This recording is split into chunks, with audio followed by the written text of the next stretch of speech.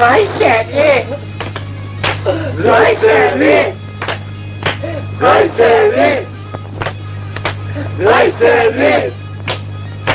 Kayseri! Kesin şamatıyı be koca herifler! Ay, Nasıl ağlamayalım?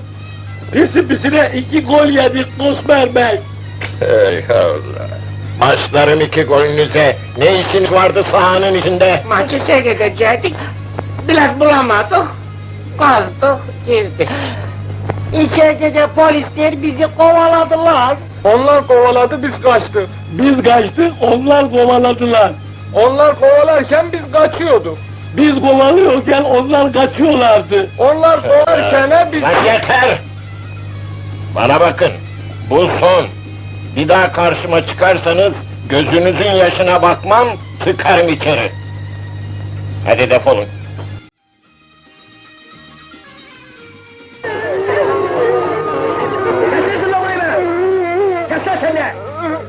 Ailenin yüz karası. Mehmet Çavuş. Doğduğunda. Kayseri! Kayseri! İnin lan!